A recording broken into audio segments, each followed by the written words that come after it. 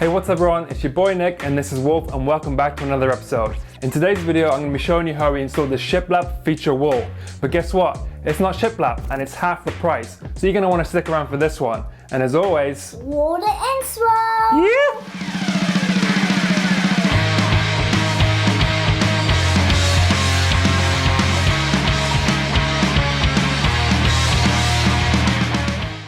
So for this feature wall, we're going to give it a shiplap look. And for those of you who know that things that are trending right now get really expensive. So we have a good, cheaper alternative. And today we're going to be using this 1/2 inch by 5.5 inch baseboard material.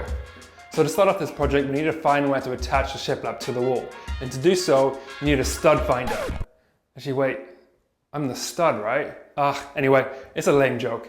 So once you've got your stud finder, you simply run it along the wall until you find your studs, which are usually around there somewhere, like stud,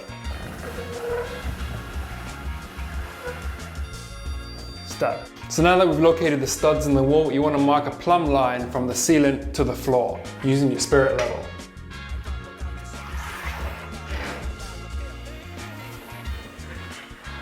So more often than not, the wall that you're working on will have an electrical outlet. And to work around the electrical outlet safely, you want to carefully remove the cover.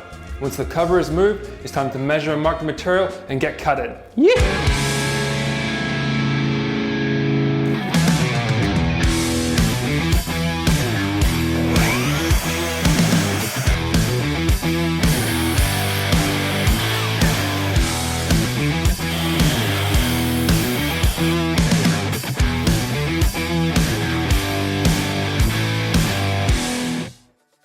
So now we've got the material cut to length, we're going to attach it to the stud by using an 18 gauge brad nailer and some sealer to give it an extra bit of grab. So once your first board is attached to the wall, before you attach the second one, you want to figure out your spacing. For me, I'm using a loonie, but you can use a toonie, a 2p, a 20p, a quarter, a dime, a peso I think. It's all about personal preference and what gap you like the best. Also, don't forget to cut out for your electrical, so let's get to it. Yeah.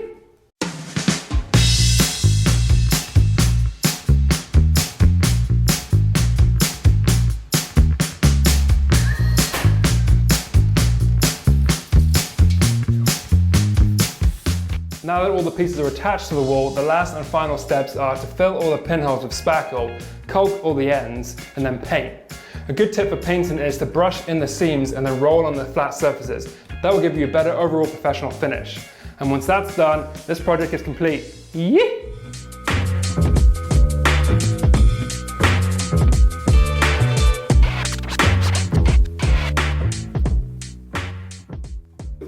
So do you like it? That's awesome. So that pretty much wraps up this video. If you got any comments or questions, please don't hesitate to ask me down below. If you like it, give it a thumbs up and hit subscribe. If you want to go see some more day-to-day stuff, go follow me at RedDadBuilds on Instagram. If you like home improvement, woodwork, and all-around rad stuff, go see some of my other videos that can be floating around here in just a second. And yeah, I'll see you in the next video. Yeah!